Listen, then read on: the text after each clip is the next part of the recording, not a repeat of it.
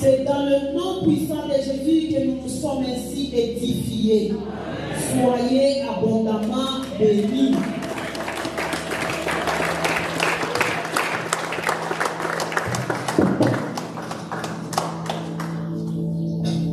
Soyez bénis, peuple de Dieu. Soyez abondamment bénis. Nous allons passer à la déclaration de la parole de Dieu. Nous allons établir les vérités de la parole de Dieu. Soyez bénis. Amen. Nous allons manifester notre foi à travers la déclaration de la parole de Dieu. Et le thème de notre déclaration de ce matin, c'est l'efficacité de la parole de Dieu. Soyez bénis. Je suis venu encore t'encourager ce matin pour dire que la parole de Dieu est efficace. La parole de Dieu, elle agit. Soyez bénis. Le thème, notre verset de base, c'est dans le livre de Marc 4, je lis à partir du 26e verset, la Bible dit ceci. Jésus dit encore, le royaume de Dieu ressemble à ceci. Un homme sème des grains dans son champ, ensuite il continue à dormir pendant la nuit et à se lever chaque jour. Et pendant ce temps, les graines poussent et grandissent, mais cet homme ne sait pas comment. Verset 28, la terre fait de même, fait elle-même pousser d'abord la plante, puis l'épi, enfin les grains dans l'épi. Et dès que les grains sont mûrs, on se met au travail avec la faucille parce que c'est le moment de la récolte. Soyez bénis. Ici, on cherche à illustrer le travail qu'un cultivateur fait avec nous aujourd'hui en tant qu'enfant de Dieu quand nous semons la parole de Dieu. On a dit que le cultivateur, il sème les graines. Il sème et puis il part. Il ne vient pas contrôler dans le sol pour voir ce qui se passe. Mais il y a quelque chose qui s'est fait là-bas dans le sol. Et la Bible dit qu'un homme sème des grains dans son champ. Ensuite, il a continué à vaquer ses occupations. C'est comme d'habitude. Mais c'est qu'ils ne savaient pas qu'il y avait un travail qui se faisait. Et la Bible dit que pendant ce temps, les grains poussent et grandissent, mais cet homme ne sait pas comment. La même chose avec toi. Tu déclares, mais tu ne sais pas ce qui se passe là-bas. Il y a quelque chose qui s'est fait. Parce que la parole de Dieu, elle est puissante. Et la terre elle-même, la Bible dit, la terre fait pousser d'abord la plante, puis l'épi, enfin les grains dans l'épi. Donc il y a un processus. Pendant que tu déclares, il y a quelque chose qui s'est fait là-bas.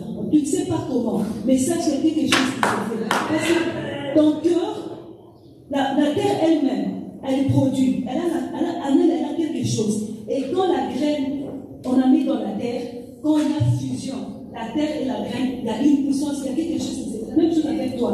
Donc, la terre, ton cœur, tel que Dieu a conçu ton cœur, quand on pose la parole de Dieu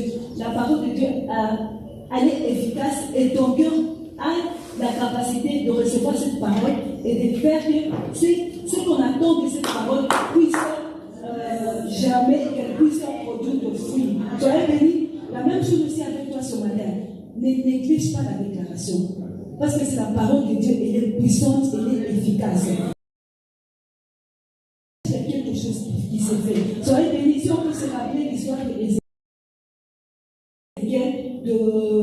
déclaré sur les ossements desséchés.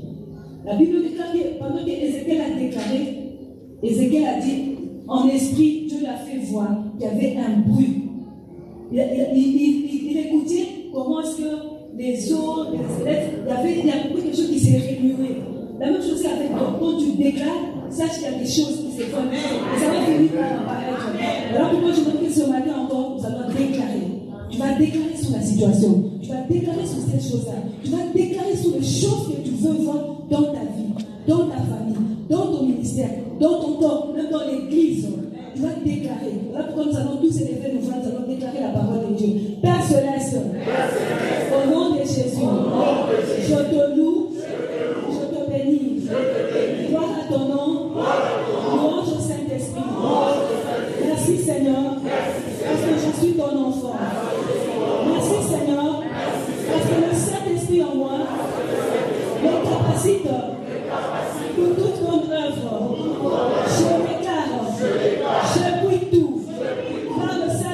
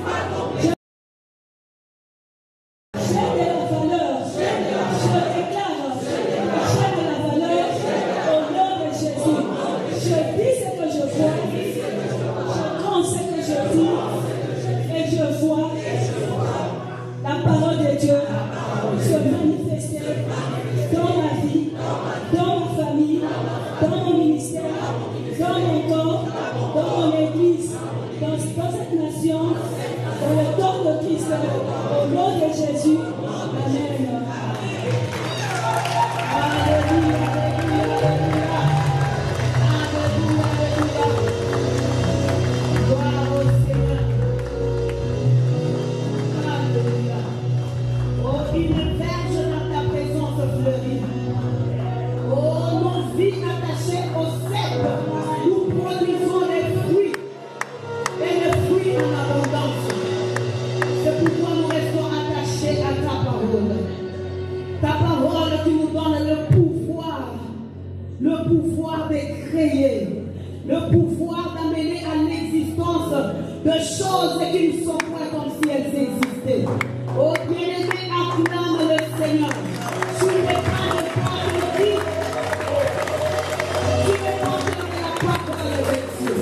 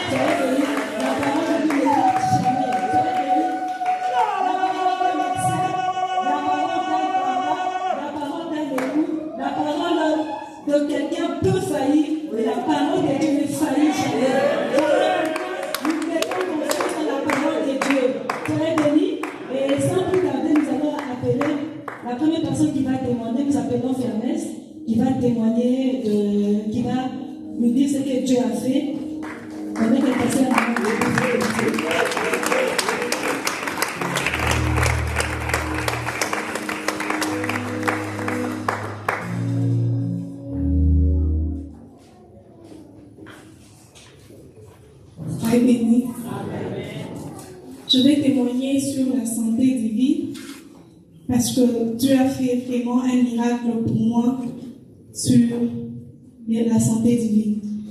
Au début du mois d'avril, j'ai eu un problème de sein. Je me suis réveillée un bon matin et je trouve que mon sein a gonflé. Je ne savais pas pourquoi. Alors, au début, je n'ai pas tiré attention. Je me suis dit, ça va passer. Mais au fur et à mesure, ça continuait toujours. Malgré les interventions médicales et tout ça, il n'y avait aucun changement. C'est comme si quand ça termine, ça recommence. J'avais des trous partout sur le sein. Ça me faisait tellement mal que, à un moment qu'on me demandait à la maison, ça fait mal.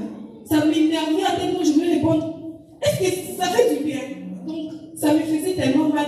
J'avais même perdu foi. Je n'avais plus ce courage-là. Les seins étaient devenus comme une brique. Quand tu tiens comme ça, c'est dur comme une brique. Parfois, je n'arrivais même pas à dormir. Il y avait des bulles qui sortaient de mon sein.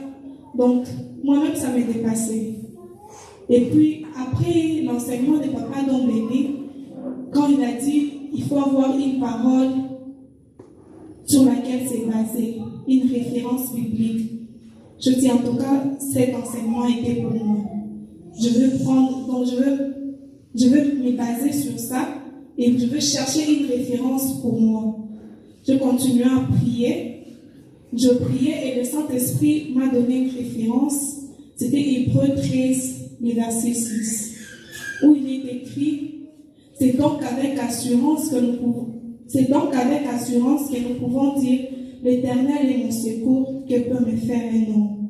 Alors moi, j'ai personnalisé cela, je dis, l'Éternel est ma guérison, que peut me faire la maladie. Après tout ce que les médecins avaient fait, j'avais tellement mal. À un moment, quand on me demandait, ça fait mal, je disais, non, ça va. Quand je suis allée voir le médecin une fois, il me dit, ma fille, il faut s'habituer. Donc, c'est pas grave, j'ai coupé les seins d'une fille la semaine passée qui ne sera pas la première. J'ai dit non, moi, on ne va pas couper mon sein. Quand je suis rentrée à la maison, moi, le gars m'a dit, qu'est-ce que le docteur a dit? J'ai dit non. Il a dit non, ce n'est rien de grave. Mais il m'avait déjà dit des trucs qui pouvaient me décourager. Mais quand je suis rentrée dans la chambre, je commence à prier. Je dis, l'Éternel est ma guérison. Qui peut me faire la maladie? S'il a pris mes infirmités, il s'est chargé. Moi, je suis en bonne santé. Je continue à me baser sur cette parole. J'avais une plaie sur les seins qui ne terminait jamais. Et les mois passés, on est allé voir un spécialiste. En route, moi, je disais, l'Éternel est ma guérison. Il part juste confirmer que je suis en bonne santé. Mais quand on arrive, il me dit non. Ça commence encore, ça va évoluer, ça va sortir encore. Je dis non, ça ce sont les mensonges du diable. Moi je suis déjà guérie, je sais que je suis déjà guérie.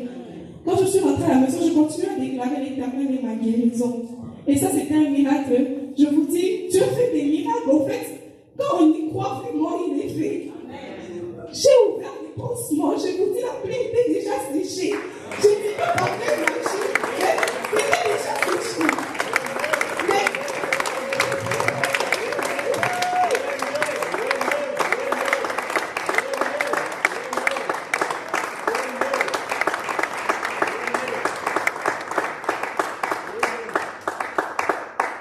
La peau à l'intérieur du sang persistait. Mais moi, je dis ça, c'est les mensonges du diable. Si déjà les puits ont arrêté de sortir, la plaie a séché du jour au lendemain. Donc, ça va terminer. Alors, le Saint-Esprit commençait à me dire, j'avais une rancune contre un frère. Le Saint-Esprit m'a dit, il faut aller le voir et t'excuser. Et puis, je me suis dit, mais ça, c'est comme si je vais faire la cuisine et vous m'amener à la musique. Moi, je demande la guérison. Les frères, je le vois tout le temps, je peux m'excuser après. Tout ce que je veux, c'est une parole pour ma guérison. Mais le Saint-Esprit me disait, va t'excuser. Moi, je dis, moi, je cherche une parole pour ma guérison, pas pour les excuses. Et je vous dis, quand je me suis excusée, la boule, c'est bon, ça fanait. Je n'ai même pas compris comment ça s'est passé. À la veille, quand j'ai dit, je suis sortie avec une victoire. C'était vraiment une victoire parce que moi, j'ai juste senti que c'était dur, mais ce n'était plus dur en ces moments-là. Quand Papa Johnny a enseigné l'autre fois, je l'ai dit sur les transferts, il a dit que nous, on était du royaume des ténèbres, maintenant on est du royaume des cieux. Donc les choses qui se passent dans les ténèbres ne peuvent pas nous arriver. Il a donné l'exemple, il a dit, c'est comme si je suis en Belgique, s'il pleut à Lubumbashi, je ne peux pas me mouiller en Belgique. J'ai dit, moi, je suis un enfant de Dieu. Je suis du royaume de la lumière. Donc, la maladie qui s'est faite dans les ténèbres là ne peut pas m'arriver à moi. Je vous dis, peuple de Dieu, quand les pluies sortaient, j'ai pleuré vraiment. J'ai pleuré, ça faisait très mal. Mais ce jour-là, c'est sorti des soins. La boule a disparu. La plaie a séché. Donc, tout est devenu normal. Je vois vraiment grâce à Dieu.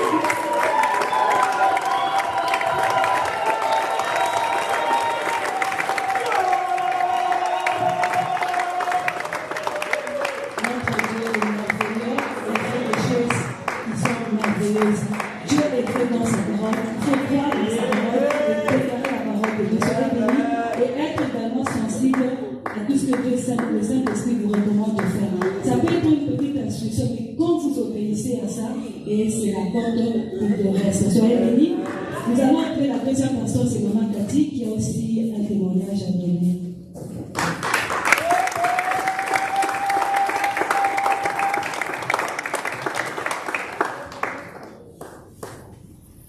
Soyez bénis.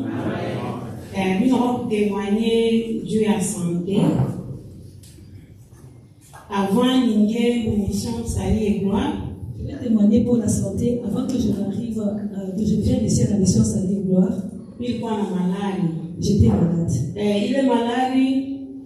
Il quoi maladie à l'eau. Cette maladie, c'était un problème de cœur. Oui, il y a une maladie à l'eau. Vous-même connaissez comment ça s'est passé. Et puis, je n'ai pas de maladie à l'eau. Je n'avais pas seulement la maladie. Mais quand il faut aller malade à l'eau. Quand j'avais cette maladie, si tu rencontres une personne, la personne qui me dit ma soeur est décédée de problème de cœur. Ma maman est décédée de problème de cœur. Dans notre famille, les gens meurent de problème de cœur. Moi aussi, je me suis dit, moi aussi, c'est terminé. Mon cœur veut pas aussi me tuer. C'était pas tout. Oh, on a un problème à l'estomac. Tu as un problème d'estomac. Oui, mais tu es un spécialiste. Va voir un très spécialiste. C'est lui qui soigne le problème d'estomac. Je suis arrivée chez les spécialistes. Il m'a dit, c'est pas d'estomac. Et puis, et le poison, on te donne 6 mois, tu vas mourir. Il faut que tu aies ton couple. On a examiné la tête. On a dit que tu peux avoir, on a dit que tout ça, imaginez-vous. On m'a parlé du cœur, poison. Mettez-vous à ma place. Je n'avais plus d'espoir. Et puis, maladie à l'eau, ça fait 5 fois. On avait fait l'examen d'écho 5 fois. Et le diagnostic était ton cœur a pris du poids. Je suis allée, j'ai vérifié les résultats ne changeaient pas. Je me suis décidée. Je me suis dit,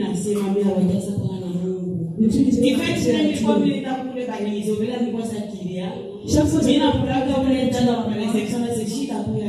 et j'ai même dit à la personne on m'a dit non, on va aller à l'hôpital. Et puis Dieu a pris. Je suis venue à plus de 5 fois pour donner le même résultat. Cette fois-ci, je me plais. J'avais pris la décision. Dieu a fait grâce, Dieu a rencontré Papa Jean-Claude. Je lui ai parlé de tout ce que j'avais comme problème. Il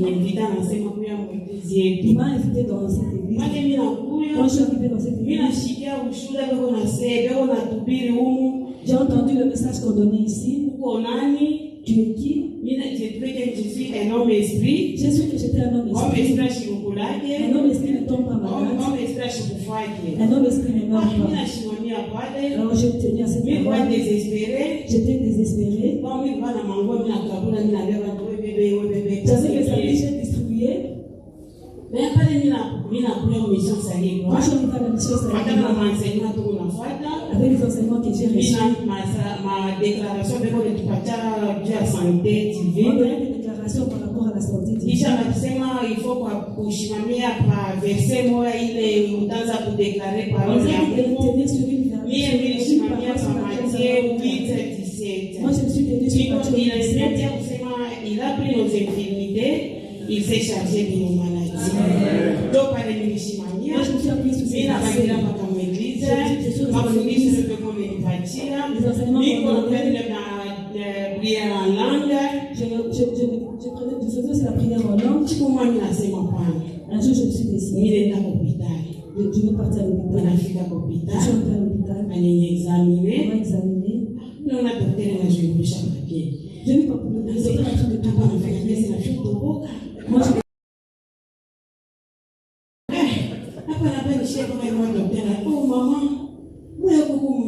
le docteur a regardé la télé, ton cœur est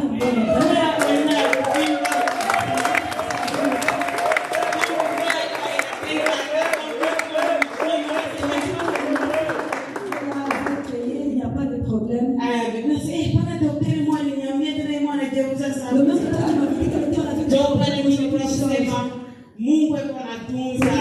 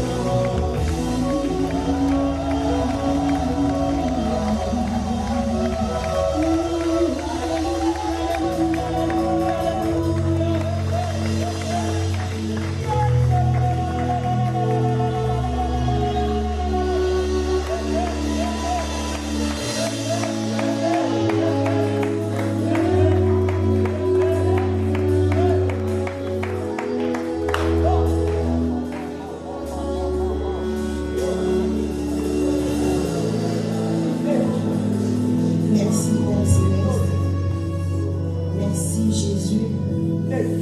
Personne n'a été ton conseiller pour que tu le choisisses. C'est dans ton amour que tu nous as choisis. Personne n'a été ton conseiller pour que tu te verses sur nous ta grâce.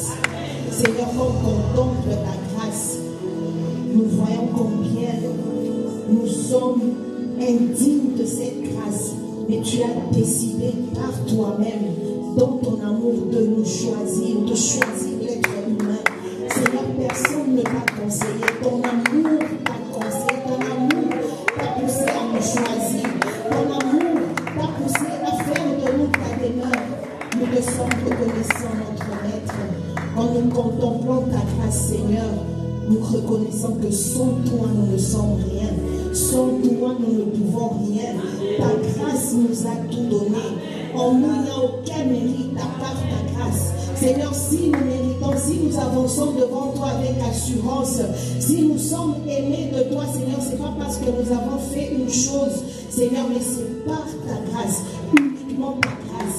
Ta grâce nous a libérés. Ta grâce nous a donné la vie. Ta grâce nous a choisis. Ta grâce nous a donné l'autorité. Ta grâce nous a donné le pouvoir. Ta grâce nous a donné à être des disciples semblables à Christ. Ta grâce, Seigneur, nous a sortis du ténèbre et nous a emmenés dans ton admirable lumière. Voilà pourquoi nous te disons merci. Nous te sommes reconnaissants, Seigneur. Dans ce culte de souvenirs, nous nous souvenons de ton amour, nous nous souvenons de ta bonté. Nul n'était ton amour, nul n'était tes desseins que tu avais pour nous, Seigneur.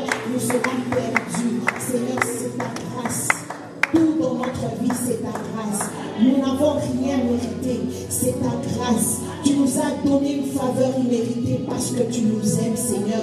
C'est pas parce que quelqu'un t'a conseillé. Nous te sommes reconnaissants et déclarons, Seigneur, que ton esprit conduit ce culte. Seigneur, moi je suis qu'un simple instrument. Seigneur, je ne peux pas prétendre avoir la connaissance. Je ne peux pas prétendre être supérieur, avoir la meilleure compréhension. Non, c'est ton Saint-Esprit qui opère et agit au travers de nous. Voilà pourquoi nous te disons merci et nous recommandons ces instants entre tes mains au nom de Jésus que nous avons ainsi prié. Amen.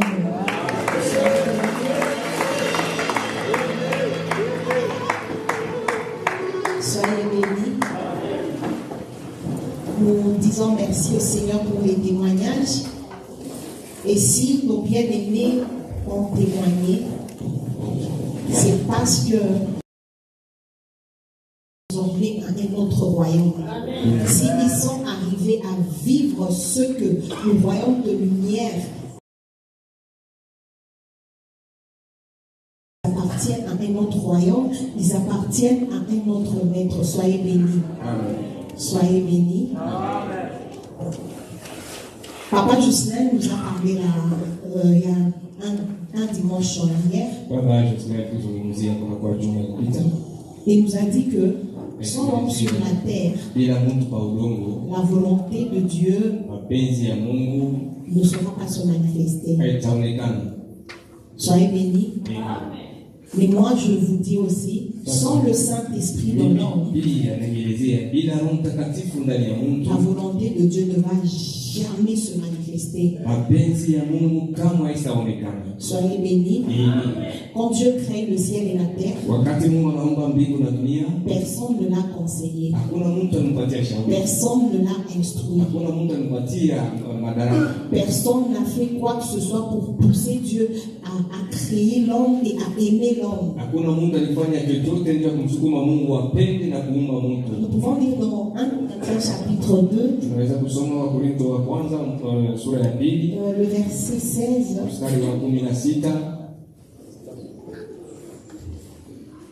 1 Corinthiens chapitre 2, le verset 16, s'il vous plaît. Il peut faire dans la version 8 secondes. S'il y a quelqu'un qui a la version 8 secondes qui a trouvé, il pourra lire pour nous.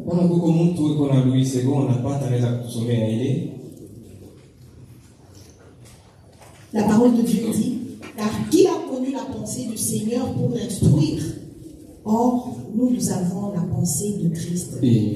Au départ, Dieu avait une pensée. Mungu alikuwa na wazo moja. Dieu avait un plan. Mungu alikuwa na matengenezo. Dieu avait un dessein. Mungu alikuwa na matayarisho. Et personne ne le connaissait à part lui. Na hakuna mtu alifahamu ikawa yeye tu.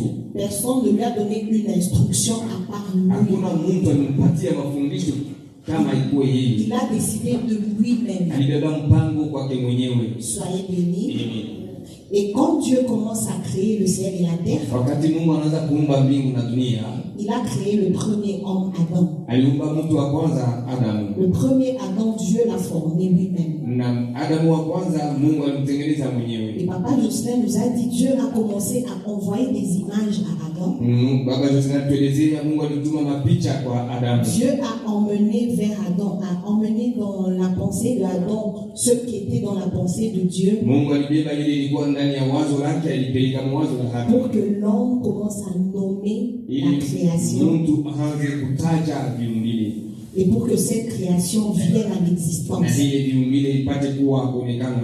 C'est pas l'homme a nommé, il a parlé. Aina mtu alitaja lakini mtu alisema. Mais la puissance qui a amené ces histoires, ces choses à l'existence, Lakini uwezo ilileta vile vitu vinaonekana. ce n'est pas l'homme. Aina mtu. C'est la puissance du Saint-Esprit Ni uwezo ya Roho Mtakatifu qui a amené à l'existence ces choses. ilileta vile vitu vinaonekana.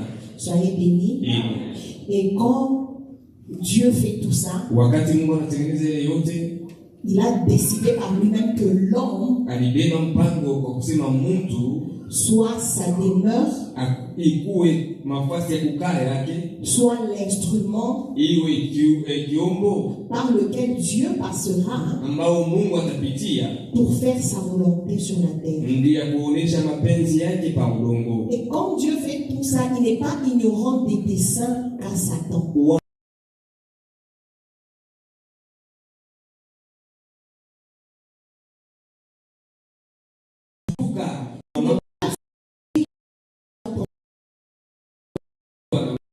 Parce que Kwa sababu Satan shetani a des desseins. anakuwa na matengenezo zake.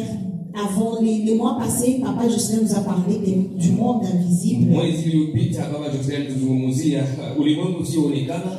Il y a un monde invisible Huko de Dieu. ulimwengu usioonekana ya Il y a un Mungu. monde invisible de Satan. Kunakuwa pia ulimwengu usioonekana ya Et tous shetani. les deux mondes Na hii invisibles kama ulimwengu yote mbili ont un maître. inakuwa na mtu, Et Satan na shetani a ses desseins. anakuwa na matengenezo Dieu yake. a des desseins aussi. Mungu pia anakuwa na matengenezo yake pia. Maintenant, pour que les desseins de Satan ou de Dieu se fassent sur la terre, Ili ile matengenezo iwe ya Mungu wala shetani ipate kutimizwa kwa il udongo, faut qu'il y ait un homme sur la terre inabidi kuwa mtu kwa udongo qui obéisse à l'un des maîtres. anaheshimia mkubwa mmoja kwa ile ulimwengu usioonekana. Soyez bénis. Amen. Et c'est quoi les desseins qu'avait Satan? Sasa matengenezo ya shetani ilikuwa ni nini? On va lire dans Genèse chapitre 3, Tutasoma Mwanzo sura ya 3 le verset 4 à 5 mstari wa 4 mpaka wa 5 et le verset 22. na mstari wa 12. Genèse chapitre 3, le verset 4, la Bible dit, alors le serpent là c'est Satan. Alors le serpent dit à la femme, vous ne mourrez point. Soyez bénis. Quand Satan dit à la femme, vous ne mourrez point, sachant qu'il est menteur, donc il dit à la femme, vous allez mourir. Kama vile tunajua shetani ni mtu wa Mungu, anasema amutakufa, ni kusema mutakufa. On va au chapitre 5. La parole de Dieu dit, mais Dieu sait, c'est Satan qui parle, Dieu sait que le jour où vous en mangerez, vos yeux s'ouvriront et que vous serez comme des dieux, connaissant le bien et le mal. Soyez bénis. Verset 22. Maintenant, c'est Moïse qui raconte l'histoire. Il dit, l'Éternel Dieu dit, voici l'homme est devenu comme l'un de nous. C'est ça le projet qu'a Satan. Hii ni matengenezo ya shetani. Papa Jocelyn nous a dit, quand on lit l'Ancien Testament, Baba Yesu anatuelezea tukisoma Agano za Kale, les anciens avaient un voile. Ils ne voyaient pas Dieu d'une manière claire. watu wa zamani walikuwa na kitu lifunika macho hawamuone Mungu vizuri. Et Moïse lui raconte que c'est l'Éternel Dieu. Or, Musa anasema ni wa milele Mungu, lakini ni shetani. voici l'homme est devenu comme l'un d'entre nous pour la connaissance du bien bien et du mal. Soyez bénis. Amen. Or, l'homme est devenu comme ça après qu'il ait péché. Mtu alifika kuwa hivi kisha kuanguka. Maintenant, le but de Satan, c'est ça, c'est la deuxième partie. Kimbilio ya shetani ni nini? Empêchons-le maintenant d'avancer sa main et prendre à l'arbre de vie, d'en manger et de vivre éternellement. Soyez bénis. Amen.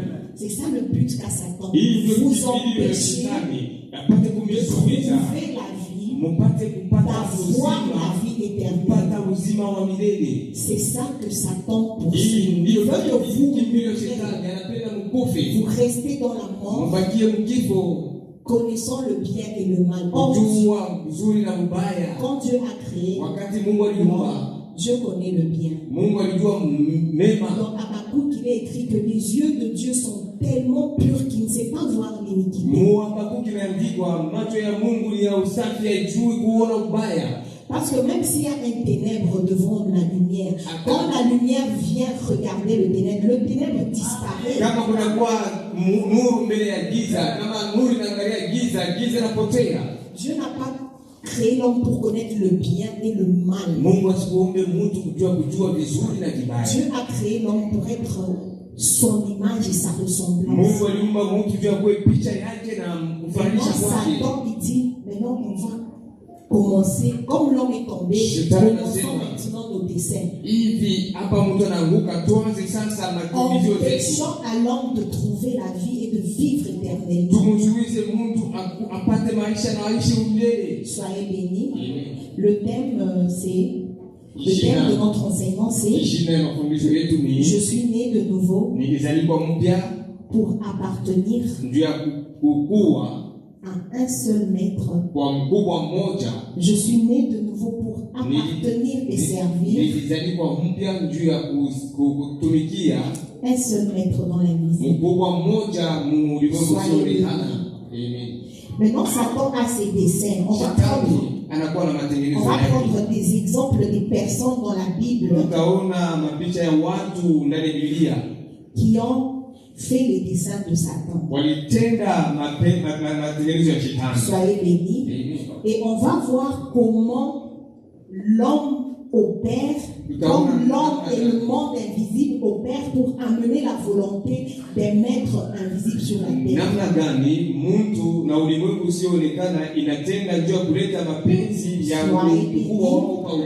Parce que tout ce qui se fait, on a vu avec Maman Sakina, tout ce qui se fait sur le monde visible a comme source le monde invisible. Soyez bénis. Nous allons lire Jean chapitre 13, le verset 2. Jean chapitre 13, le verset 2. Pendant le souper, lorsque le diable avait déjà inspiré au cœur de Judas Iscariote, fils de Simon, le dessein de le livrer. Soyez bénis. Le diable avait donné une inspiration à Judas. Ça venait d'une source invisible, cette inspiration. Et on a dit qu'il a mis ça, il a inspiré au cœur de Judas. Soyez bénis. Et Jésus, quand il parlait avec ses disciples, il dit que l'un d'entre vous, je vous ai tous choisis, mais l'un d'entre vous est un démon. C'est comme ça que Jésus a appelé.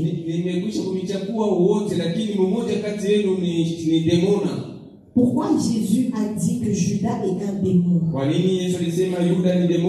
Parce que quand le monde invisible nous inspire, l'inspiration vient par une pensée. Et quand je médite sur cette pensée, elle remplit mon cœur.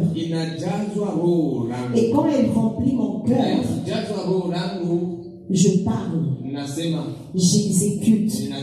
La parole de Dieu dit c'est de l'abondance du cœur que la bouche parle. C'est pourquoi chaque pensée doit être examinée pour être rejetée ou accepté et mis dans notre cœur. Avec Papa Patrick qui nous a dit, l'objet de nos pensées nous l'a montré. C'est dans Hébreux 4, je sais que là où la parole de Dieu dit que tout ce qui est pur, que tout ce qui est honorable, soit l'objet de vos pensées. Je sais que c'est dans Hébreux 4, le verset j'ai oublié. Par Philippiens 4, ok. Philippiens 4, 16, je crois. 8. Ok. La parole de Dieu dit que tout ce qui est vrai, tout ce qui est honorable, tout ce qui est juste, tout ce qui est pur, tout ce qui est aimable, tout ce qui mérite l'approbation, c'est ça qui doit être l'objet de vos pensées. Parce que si ce qui est pur, honorable, c'est ça qui vient de la pensée de Dieu.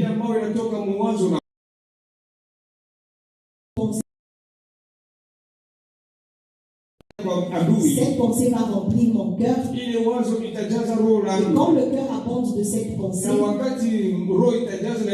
je crois dans ça et je déclare. Et quand je déclare, Jésus dit, quand tu dis à cette montagne, déplace-toi, va là-bas, tu vas voir ce que tu dis s'accomplir. Et c'est comme ça Satan, il vient inspirer nos pensées dans le but de nous amener à amener sa volonté dans nos vies et dans le monde. Pareil qu'il a fait avec Ève. Elle l'a mis dans son cœur. C'est vrai, elle a parlé à son mari et elle a posé l'acte. Soyez bénis. Et on voit que dans les deux mondes invisibles, chacun des maîtres veut amener sa volonté sur la terre. Soyez bénis. Maintenant, quand Satan arrive à nous pousser à faire sa volonté, on va manger le fruit de ce que Satan fait. Et comme Dieu le fait aussi, nous allons manger le fruit de ça. Soyez bénis. Maintenant, on voit que quand la pensée abonde dans le cœur, il est vrai que l'homme a été créé pour, comme Papa Justin a dit, sans l'homme, Dieu ne va pas manifester sa volonté. Et on a vu comment la volonté de Dieu ou de Satan peut se manifester. Par une inspiration, je mets dans le cœur cette parole crée des choses et je parle. Comme maman Esther nous a dit, la graine, on la prend, on la met dans le sol. Ce qui se passe là, on fait la fusion, la graine et le sol sont fusionnés pour qu'on voit produire cette graine. Mais il y a une puissance qui anime cette graine, qui est dans cette graine, pour que la graine sorte. Quand l'homme manifeste la volonté de Dieu,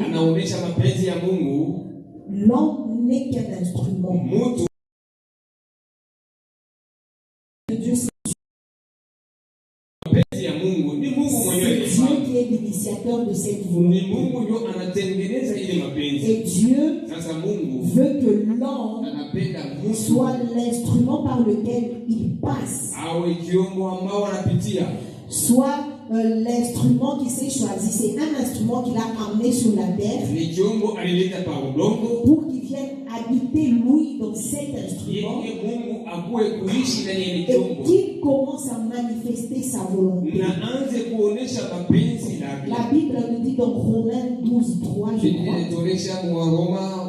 elle nous conseille de ne pas avoir une très haute haute opinion de inasema nous. tusikuwe na kujiona tunajua juu si Nous wenyewe. ne sommes 2 Corinthiens 3:5 aussi nous dit, Wakorintho wa pili, nous ne sommes pas capables de concevoir une hatuna na chose. uwezo wa kutengeneza kitu Et moja. c'est là que Satan Ni pale manifeste sa shetani volonté. anaonesha mapenzi yake. L'homme, quand il croit que je suis capable de concevoir une chose, Akiwaza kama ana uwezo wa kutengeneza kitu, directement il tombe dans le royaume de pale Satan. anaanguka ulimwengu wa Et les shetani. choses qu'il conçoit sans l'Esprit de Dieu bila roho ya Mungu l'amènent dans le royaume de Satan. inampeleka ulimwengu wa shetani. Soyez bénis. L'idée que je veux faire ressortir est que Wazo ninapenda kuleta ni kusema c'est vrai, il y a une volonté de Dieu, kweli kunakuwa il mapenzi y ya a Mungu, des desseins de Dieu, kunakuwa matengenezo ya Mungu. Satan a ses desseins, Shetani pia anakuwa na mais matengenezo yake. pour que ces desseins s'exécutent, Kwa kufika ile il matengenezo faut que yapatikane, l'homme et le maître invisible fassent un inabidi mtu na ule mkubwa wa ulimwengu usioonekana wakuje pour mmoja emmener à l'existence juu ya la volonté. kupeleka mapenzi ionekane. Et ce maître invisible, comment il fonctionne? Il inspire l'homme, Analeta il envoie des images, et l'homme remplit son cœur, et en fin de compte, il finit par parler. anafika kusema Quand il parle, il amène à l'existence les choses de l'invisible que l'un des maîtres pour l'accomplir sur la terre. Soyez bénis, soyez abondamment bénis. C'est vrai que sans l'homme, ni kweli la bila volonté de Dieu ne peut pas se manifester. mapenzi ya Mungu hawezi kuonekana. Mais sans que Dieu habite dans l'homme, Bila sa Mungu volonté kuishi ne va ndani ya jamais Mungu, se manifester. mapenzi ya Mungu N'ayons pas une hayaonekana. trop grande opinion de Sasa nous. tunakuwa na uwezo ya juu Parce kwetu. que Jésus dit que sans moi vous pouvez rien. Yesu anasema bila mimi hamwezi Il kitu. dit à ses apôtres, Anaelezea wa mitume wake, attendez jusqu'à ce que vous receviez la tundeni puissance. mpaka mtapokea uwezo. Parce que c'est cette puissance qui Ni vous rend ile capable de uwezo manifester ilipatia sa uwezo volonté. ya kuonesha mapenzi yake. Soyez bénis. Amen. Il y a beaucoup tant d'exemples dans la Kuko Bible maonesho mengi de Biblia personnes qui ya ont watu wale manifesté la volonté de Satan. walionesha Sans le mapenzi ya savoir. shetani bila kuyafahamu. Pierre qui dit à Jésus, Petro anaelezea tu Yesu, ne vas pas mourir à la croix. hautaenda kufa Mais kumsalaba. le dessein de Dieu Lakini matengenezo ya Mungu était que Jésus meure. ilikuwa Yesu apate Et kufa. cette pensée a été inspirée par Satan. Ili wazo ilitoka kwa shetani. Ça a abondé le cœur. Pierre qui dit que mon sauveur, tout ce que j'ai vécu avec Jésus, qu'il aille mourir et nous laisser. Ilijazwa roho ya Petro na kusema Ça avait "Kufa l'air kuacha." d'être une belle pensée. Ilionekana kama wazo Et ça a zuri. rempli le cœur. Ilijazwa roho. Et Pierre dit à Na Jésus, Petro alimwelezea tu Yesu, ne vas jamais mourir. Maître, tu ne veux pas, tu ne vas pas mourir. C'est hautakufa. peut-être beau. Ni C'est mzuri. une parole qui pourrait, comme si c'était nous, c'est une parole qui pourrait me montrer, oh, Pierre m'aime tant. Wazo iliweza kuonesha Yesu Petro alipenda Mais mzuri. c'est une parole inspirée par Satan. Lakini ni wazo ilitoka kwa shetani. Parce que le dessein de Dieu Sasa matengenezo ya Mungu était que Jésus aille mourir ilikuwa Yesu ende kufa pour que nous entrons et nous ayons la vie ili éternelle. tuingie na tupate uzima wa milele. Soyez bénis. Il y a dans Actes des Apôtres, Unakuwa Matendo ya Mitume, quand Paul et Barnabas ont été choisis, wakati Paulo na Barnabasi et ils sont walichaguliwa, partis chez un proconsul walienda kwa prokonsula pour que le proconsul avait un désir d'avoir la vie éternelle. ili ule mkubwa alikuwa na nia ya kupata uzima wa Actes milele. chapitre 13, Ni Matendo de ya 6 à Mitume 10. 13, 6 mpaka Maintenant, il y 10. a un magicien qui Sasa kuna sort. mtu wa giza anatoka, Soit on peut lire unaweza kusoma Actes chapitre 13, et ensuite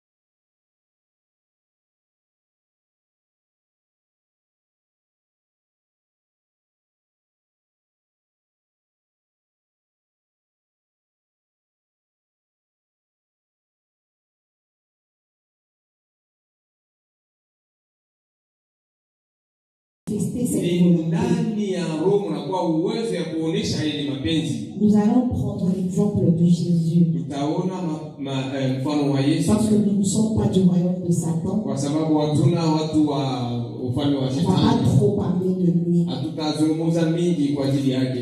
Nous allons lire 2 Corinthiens chapitre 5, le verset Tutasoma Wakorintho 19. wa pili sura ya 5 2 mstari wa Corinthiens 19. chapitre 5, le verset 19. Wakorintho wa pili mstari wa 5 sura ya 5 mstari wa 19. On a vu qu'au début, Satan a fait tout pour que l'homme ne soit plus réconcilié avec Dieu. Tuliona mwanzo shetani alifanya mambo yote ili mtu asipate kurudia mmoja na Mungu. Mais quand Jésus vient, Wakati Yesu anakuja, la Bible nous dit quoi? Biblia inatuelezea nini? Car Dieu était en Christ, réconciliant le monde avec lui, en n'imputant point aux hommes leur offense, et qu'il a mis en nous la parole de réconciliation. Soyez bénis. Christ, on dit que c'est Dieu qui a pris la chair. Kristo tunasema ni Mungu alibeba mwili. Christ a pris une chair comme nous. Kristo alibeba mwili kama sisi. Il avait, il ressentait tout ce que nous on ressent. Alikuwa anasikia vyote vile sisi Parce que tunasikia. quand il devait mourir, il dit, Père, ici il y a moyen de loin de cette couple de moi. Wakati kufa ilimfikia alisema, Baba, Et à la unaweza fin, il kupeleka hii dit que kwa kufanya na mimi. ta volonté soit Kisha faite. kumwisho anasema Sa mapenzi chair yake avait une autre volonté. kujua na mapenzi yetu. La chair de Christ avait une autre volonté. Mwili wa Kristo ulikuwa na mapenzi. Dieu éloigne de lui cette coupe. Mungu apeleke hii kikombe mbali Mais naye. le dessein qu'avait Dieu avec Jésus, Matengenezo ilikuwa na Mungu na Yesu Kristo. c'était que Christ réconcilie le monde avec Dieu. Ilikuwa Kristo apate kupatanisha ulimwengu na Mungu. Maintenant, Dieu, quand il opère comment? Sasa Mungu anatenda namna gani? Il vient habiter en Christ. Anakuwa kuishi ndani ya Kristo. On dit que Dieu était en Christ, Unasema Mungu alikuwa ndani ya Kristo. réconciliant le monde. Anabulisha ulimwengu. C'est Dieu qui a habité Christ. Ni Mungu aliishi ndani ya C'est Kristo. Dieu qui a habité le corps de Jésus Ni Mungu aliishi mwili wa Yesu pour réconcilier le monde. ili akurulisha ulimwengu kwake. Maintenant, nous tous ici, nous sommes enfants de Dieu. Sasa sisi wote hapa tuko watoto wa On Mungu. a tous prié en langue. Tuliomba wote ndani ya On lugha. est tous remplis du Saint-Esprit. Tunajazwa na Roho Mtakatifu wote. Maintenant, regardez ce que Jésus a fait dans son ministère de 3 ans. Sasa tuone kile Yesu alifanya muhuduma wake wa miaka 3. Jean chapitre 21, le verset 25. Yohane 21 mstari 25. On voit comment la Bible dit Jésus a fait encore beaucoup d'autres choses. Si on les écrivait en détail, je ne pense pas que le monde même pu contenir les livres qu'on écrivait. Soyez bénis. Biblia inasema Yesu alitenda mambo mengi kama tuliandika haikuwezi kuingia hata mkitabu Et hiki. il a fait ça dans 3 ans. Aliyatimiza miaka 3. La Bible dit que Dieu était en Christ, Biblia inasema Mungu alikuwa ndani ya Kristo. réconciliant le monde avec lui. Anarudisha ulimwengu kwake. Dans 3 ans, Miaka 3. on dit que ce qu'il a fait, Anasema ile alitenda on ne peut même pas mettre les livres dans les livres. hawawezi kuiweka ndani ya kitabu. On a vu que pour l'un des maîtres, pour qu'il manifeste sa volonté, Tuliona kama mkuu wa mmoja anapenda kuonesha mapenzi il faut yake, qu'il vienne habiter en lui, inabidi yakuja aishi ndani qu'il yetu, commence à l'inspirer, aanze kumpatia mawazo, qu'il remplisse son cœur, ajazwe roho zake, et en fin de compte, pour que l'homme, que l'esprit qui est en l'homme amène cette volonté sur la terre. na mwisho ya yote roho iko ndani ya mtu ilete ile mapenzi kwa L'homme reflète l'esprit qui l'anime. mtu, anaonesha roho ile inakuwa naishi ndani Dans yake. le domaine de la santé, Fiernès a reflété l'esprit qui l'a animé. Muhali ya afya, Fiernès alionesha roho ambayo iliishi ndani Ce yake. n'est pas la force de Fiernès, Haina nguvu ya Fiernès, l'image que Dieu a envoyée à Fiernès, picha ambayo Mungu le alikuwa verset que Dieu a donné à Fiernès, maandiko ambayo Mungu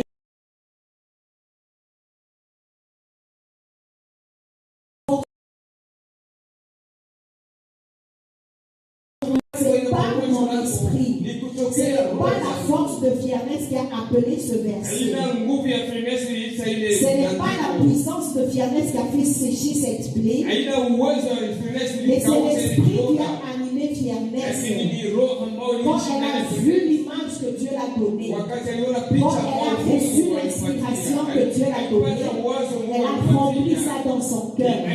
Malgré qu'on lui posait des questions, Fiernet, ça va, ça m'inquiétait. Je priais pour elle, mais elle a reçu de Dieu, elle a reçu de l'invisible une inspiration et elle a rempli ça dans son cœur. Elle est partie, c'est les agents de Satan. La science du monde, elle ne vient pas de Dieu. Dieu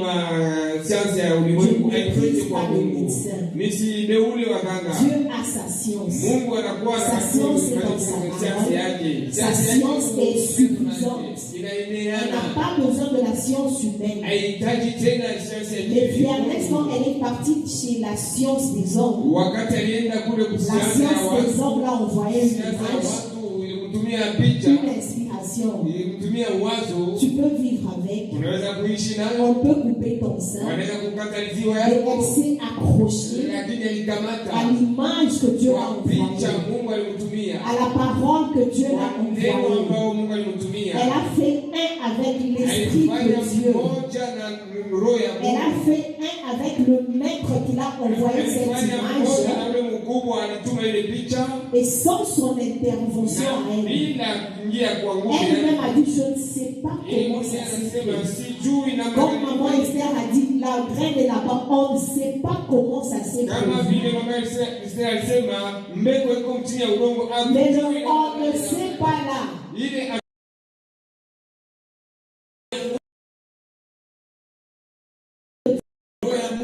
Opéré pour que Fiernet soit dans le visible. Cette image qu'elle a reçue de son maître invisible, elle a accepté d'amener la volonté de Dieu que Dieu avait sur sa santé par le fait qu'elle a accepté cette parole, elle a accepté cette image et elle a parlé. Ça va, Fiernet, ça va bien. Le médecin lui dit on peut couper, il dit c'est faux. Pourquoi je m'accroche à l'image, à la parole que mon maître m'a envoyée? Parce qu'elle a dit désormais, je ne suis plus sous le maître Satan, mais je suis fille de Dieu. Je dois recevoir les informations du maître de l'invisible, que le maître de l'invisible me donne. Je suis dans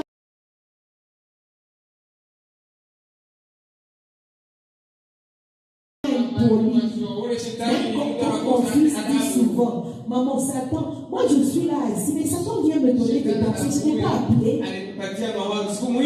Quand il vient, personne ne l'invite. Il vient avec sa pensée. Maintenant, le rôle de l'homme, c'est d'avoir le choix, le libre arbitre. Dieu a créé l'homme avec la liberté de choisir. Quand tu choisis, et puis c'est subtil, hein, Satan ne se révèle pas comme ça, il vient par la ruse.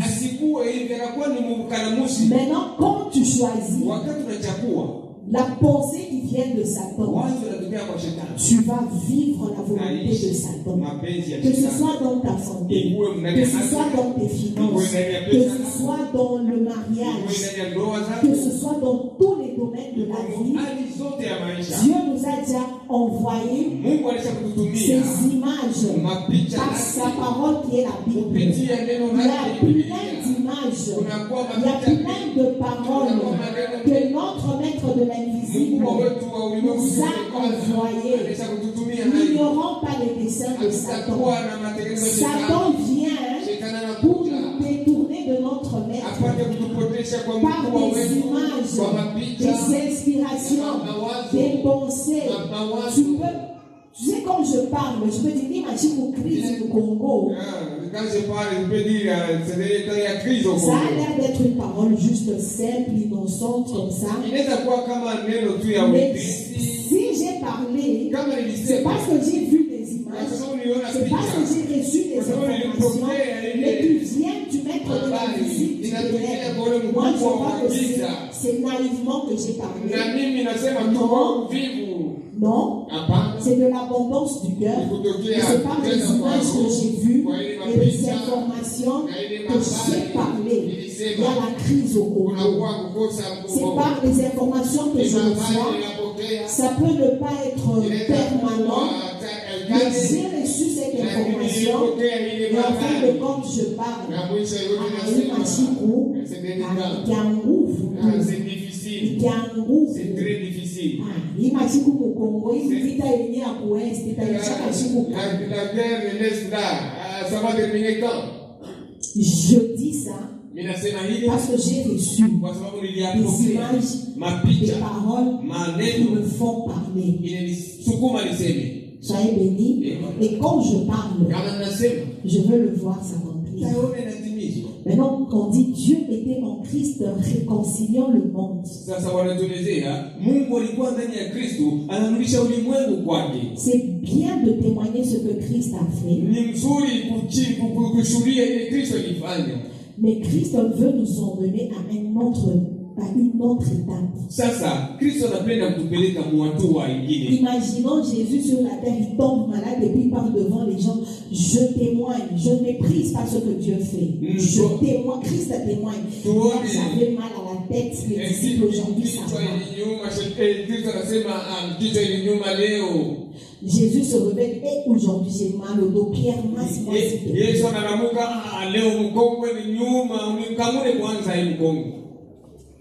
Dieu veut nous emmener à un autre niveau. Mungu anapenda kutupeleka hatua nyingine. Quand Dieu habite en nous, Wakati Mungu anaishi c'est pour ndani qu'il yetu, réconcilie le monde avec lui. ili alete arudishe ulimwengu Jésus pamoja était naye. arrivé au niveau, Alifika hatua, il dit les choses que je fais. anasema vitu ninatenda. C'est pas moi, je ne les fais pas par Mimi moi-même. ninayatenda. Je vois mon Père faire, Naona baba yangu je fais. anatenda, na pia J'entends mon Père, je parle. nasema. Soyez bénis. Et c'est au niveau où Dieu veut nous emmener. Ndio hatua Mungu anapenda kutupeleka. Ernest a eu la guérison. Ernest alipata matunzo. Elle a eu des images. Alipata mapicha. C'est bien. Ni kweli, ni Et mzuri. Ernest a eu la mission Lakini de ilikuwa na kazi réconcilier le monde ya avec Dieu. kurudisha Il ulimwengu na n'accepte Mungu. plus Ernest, une maladie t'embête.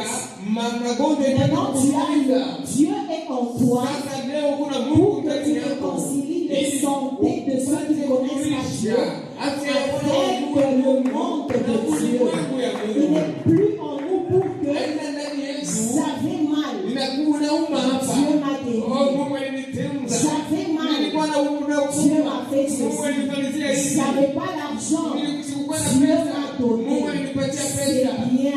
Mais le niveau où Christ veut nous emmener, quand il a mis la parole de réconciliation en nous, Christ dit, tout disciple accompli devient comme son maître.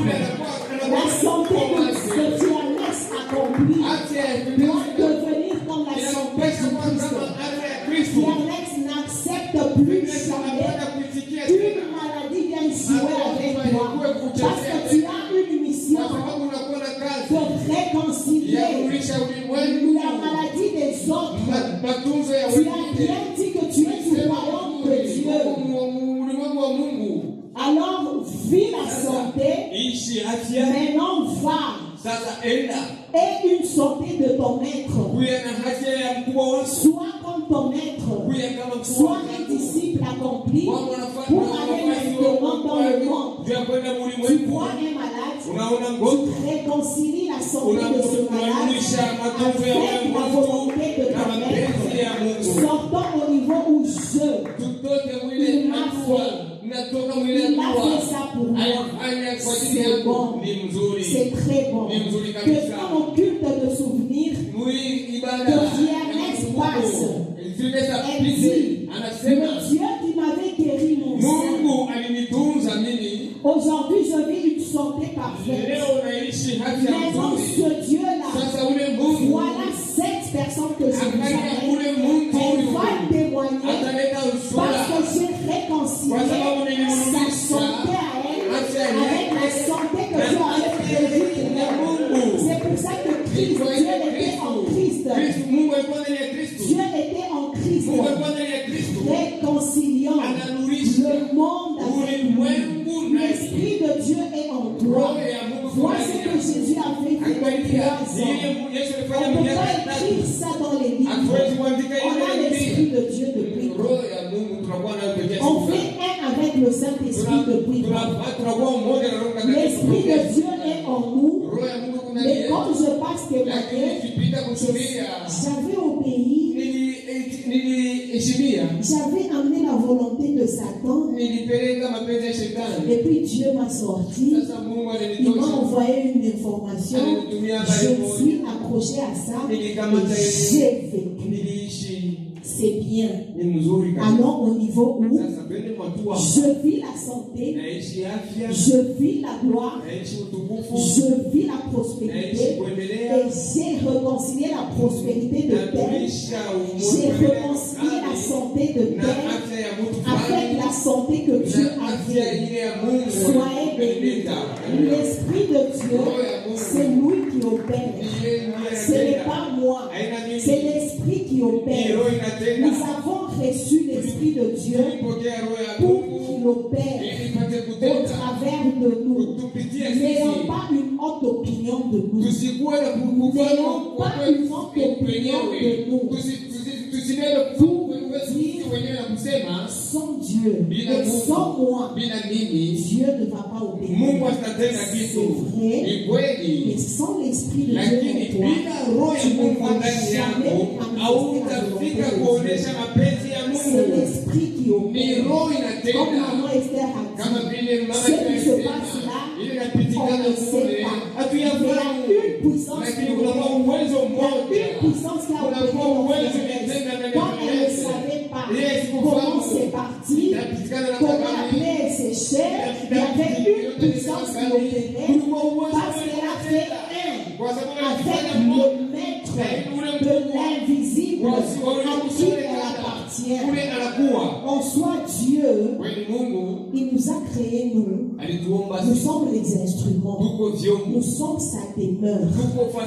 On dit que le ciel est ton trône, la terre ton marche-pied. Maintenant, à l'instant où nous sommes, Dieu ici est jour, il n'est pas en vous, il opère en vous. Maintenant, pourquoi vous voulez avoir une haute estime de vous? C'est l'Esprit de Dieu qui opère. N'écartez pas le Saint-Esprit pensant que oui, si je ne suis pas là, Dieu ne fait pas. Si tu n'es pas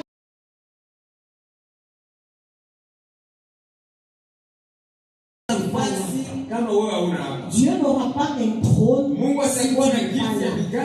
Mais quand il vient, c'est pour qu'il porte et que lui prenne les commandes, que lui fasse les opérations. Toi, tu obéis. Sortons au niveau où il a fait pour moi. Il m'a guéri. Allons au niveau où on opère comme Christ a opéré. Tout disciple accompli devient comme son maître. Soyez bénis. Soyez abondamment bénis. C'est le niveau où Dieu veut nous emmener. Il ne veut pas nous amener au niveau où il a fait pour moi. Il a fait pour moi. Il a fait pour moi. Il continue à faire pour moi. Mais quand il a fait pour Fiernès, et Fiernès a compris que je ne suis pas du monde de ténèbres, je suis du monde de lumière. Je dois obéir et servir le maître du monde auquel j'appartiens. Parce que si je sers l'autre maître,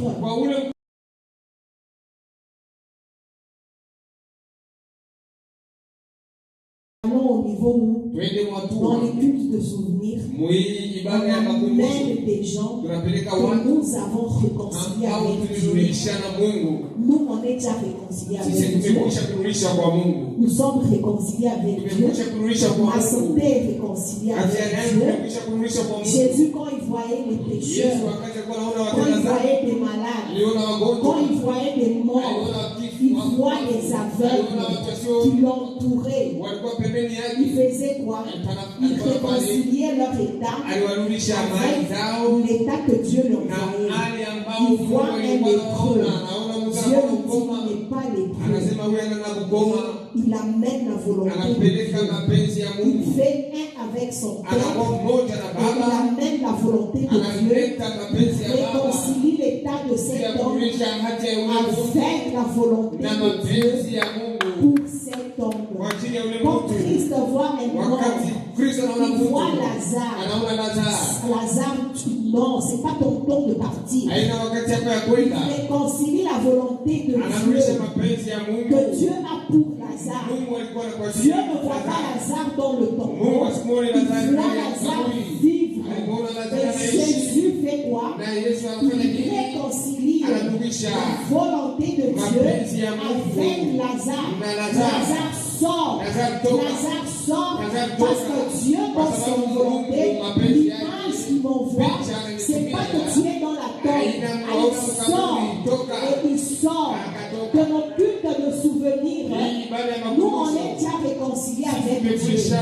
On est kuunganishwa kwa déjà Mungu. réconciliés avec Tumekwisha Dieu. kuunganishwa kwa On Mungu. doit emmener des gens pour que dans nos cultes de souvenirs, Kwa hii maman ibada ya Nadine se makumbusho. tient debout. Mama Nadine Elle nous anasimama, dit, anasema, vous voyez ces étudiants, unaona hao ils ne wanafunzi connaissaient pas qu'ils hawakufahamu. étaient des hommes esprits. Et depuis le jour où je les ai réconciliés avec la volonté de Dieu, je leur ai envoyé l'image que Dieu m'a envoyée d'eux. Je les ai dit, c'est sorti de ma bouche l'inspiration de la pensée que Dieu m'a envoyée, que mon maître m'a envoyé. J'ai parlé et voilà aujourd'hui, ces hommes sont remplis du Saint-Esprit. Ces hommes ont compris qu'en réalité, c'est l'Esprit. On doit arriver à ce niveau dans nos cultes de souvenirs. On ne veut pas. C'est bien de témoigner, mais le Saint-Esprit m'a dit c'est très bien que vous témoignez, mais je veux vous emmener maintenant à un autre niveau. Parce que tout disciple accompli devient comme son maître. Jésus n'était pas malade. Jésus n'était pas défaillant. Jésus, face à la manifestation de la volonté de Satan, répondait avec l'image que son Père lui envoyait et Satan fléchissait. C'est là que Dieu veut nous emmener. Je me souviens, c'est comme ça on dit dans notre culte, je me souviens de ta bonté. Souvenons-nous de la bonté de Dieu sur nous, Seigneur. Et souvenons-nous que la bonté de Dieu qui est en moi a affecté aussi celle-là. Elle vient témoigner. A affecté aussi celle-là. Elle vient témoigner. La bonté de Dieu dans maman Nadine, elle a affecté maman Nadine. C'est comme ça elle se lève à la pause. Elle laisse son travail, elle va à l'ISP, elle va réconcilier les gens avec Dieu. Un jour, on va voir ces étudiants-là venir témoigner.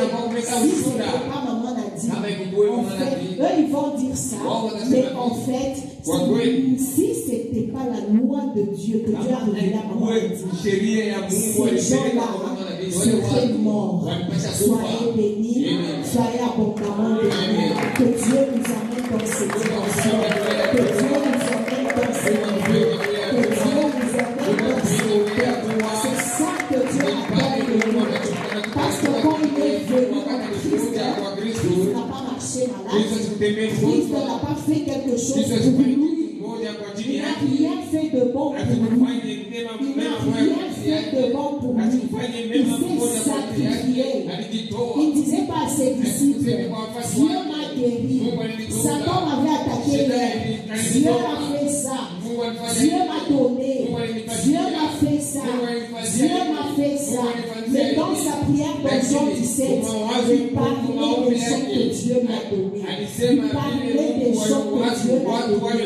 La grâce de Dieu qui était en lui. Le dessein de Dieu qui était en lui l'a emmené à réconcilier les autres avec Dieu, l'a emmené à réconcilier la santé de ces hommes avec Dieu, a emmené la volonté qu'avait Dieu pour la santé des autres sur eux, qui ernest désormais désormais, elle va maintenant commencer.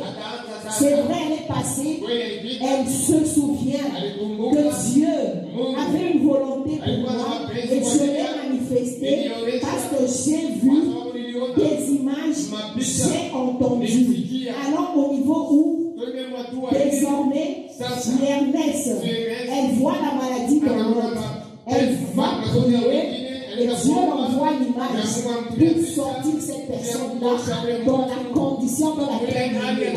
Que Dieu envoie des images à Ernest pour que Ernest désormais ait une parole pour l'autre, pour que cette personne soit réconciliée avec Dieu. C'est pas pour rien.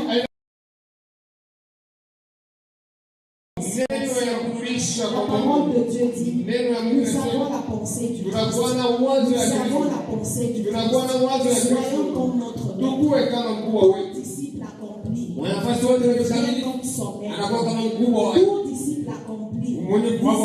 Disciple de Christ. Tout disciple accompli. Vous êtes comme Christ. Vous ne devez plus être malade. Vous ne devez plus être pauvre. Vous ne devez plus être stressé. Vous ne devez plus être angoissé. Parce que vous êtes devenu comme Jésus, qui est votre maître. Désormais, allez impacter. Allez impacter les autres. Parce que vous faites un avec l'Esprit de Dieu qui opère et qui agit en faveur des autres. En faveur des autres. Soyez bénis. Quand Dieu dit, allez, faites que toute nation, mes disciples, un disciple, c'est quoi? C'est quelqu'un qui suit l'enseignement d'un maître, qui marche sur la suite d'un maître. Allez, faites des nations, des disciples de Jésus. Allez vers ces nations, montrez-leur qu'il y a un maître que vous devez servir. C'est Jésus. Il y a un maître dans l'invisible que vous devez servir pour que vous soyez comme moi, pour que vous vivez la santé comme moi, pour que vous vivez la prospérité comme moi, pour que tu vives la joie comme moi, pour que tu vives la paix comme moi. Tu me regardes, tu me vois en paix, tu me regardes, tu me vois guéri, tu me regardes, tu me vois en bonne santé, tu me regardes, tu me vois prospère. Maintenant, je pars vers ces gens. Je dis, il y a un maître dans l'invisible. Il a fait de moi ça. Je prends ces personnes et je les réconcilie. Je fais d'eux des disciples. Je leur montre qu'il y a un nouveau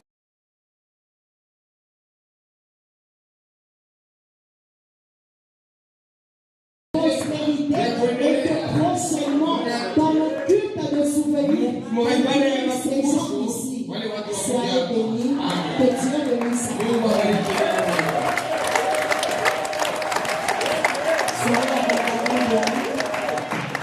Soyez bénis. Nous allons passer aux offrandes. Nous allons passer au moment de l'investissement. Nous allons le faire en accord avec le passage de notre culte, Psaume 119, le verset 92.